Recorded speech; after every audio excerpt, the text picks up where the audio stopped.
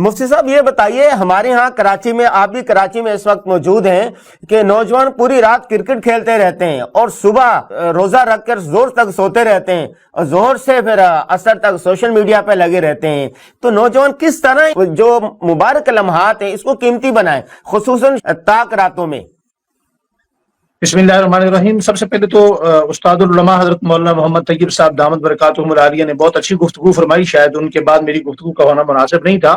لیکن میں انہی کی بات میں، استاد جی کی بات میں بات تھوڑا ایڈ کرتے جا رہا ہوں کہ رمضان المبارک میں ہمارے علماء اکرام کو ایک پلاننگ کرنی چاہیے، ایک ترتیب کے ساتھ. دل بھی نرم ہوتے ہیں، اور یہ جتنا طبقہ رات کو کراچی میں روڈوں پہ نظر آتا ہے یا کرکٹ کھیلتا نظر آتا ہے یا چائے کا کپ پینے کے لیے پوری رات ہوٹلوں پر بیٹھا مجمع نظر آتا ہے، اس طبقے کو صرف یہ نہیں کہ اعتکاف کی دعوت دی جائے، بلکہ پورا رمضان ہر مسجد کے اندر ماشاءاللہ مساجد کی، ہماری مساجد کی بڑی تعداد ہے، یہاں پر مدارس کی بڑی تعداد ہے، اور ہمارے بڑوں کی موجودگی میں یہاں کمیٹیاں بننی چاہیے، اور ہر عالم کے پاس کم از کم 100-150 بندہ ہو، اور انہی نوجوان طبقے کو لیا جائے، اور 30 روزہ ایک کورس ہونا چاہیے جس کو ہمارے بڑے بیٹھ کر مرتب فرما دیں، جو کہ اتنا مشکل کام نہیں ہے. ہمارے بڑے مدارس ہیں، اور ان نوجوانوں پر اگر محنت کی جائے تو میرے خیال میں یہ اتنا سلجھا ہوا پڑھا لکھا طبقہ ہے کہ جس سے بھی رات کو کہیں بیٹھنے کا موقع ملتا ہے 2-4 منٹ بات کرتے ہیں تو اس کی وصولی ہو جاتی ہے. تو میرے خیال میں ہم مسجد میں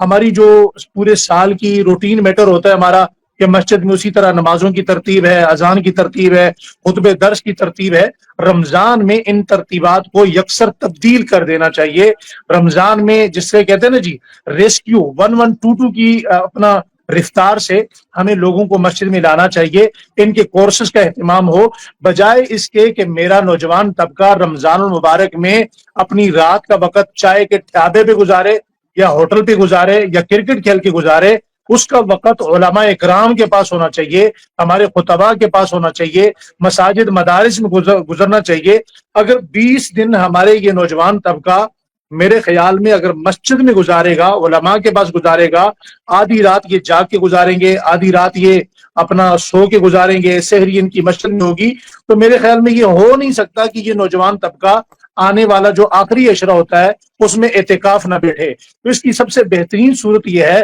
کہ آئندہ رمضان کی تیاری ابھی سے کی جائے. اور پوری کراچی کا یہ ماحول ہے کہ پوری کراچی رات کو جاگتی ہے، مگر افسوس کہ مسجد میں نہیں. پوری کراچی رات کو جاگتی ہے، مگر افسوس کہ کسی عالم کی نگرانی میں نہیں. پوری کراچی رات کو جاگتی ہے، مگر کسی ایمان و صاحب ایمان والی شخصیت کے صحبت میں نہیں. کبھی ہوٹل پہ جاگ رہی ہے، کبھی کرکٹ پہ جاگ رہی ہے، کبھی پان کے ڈھابے پہ جاگ رہی ہے، کسی دکان پہ جاگ رہی ہے. تو اس کی ترتیب اگر کراچی کے علماء اکرام سے درخواست ہے وہ بنا لیں تو اس کی بڑی تعداد میں وصولی ہو سکتی ہے، جو صرف پورا سال نہیں پوری زندگی کام آئے گی.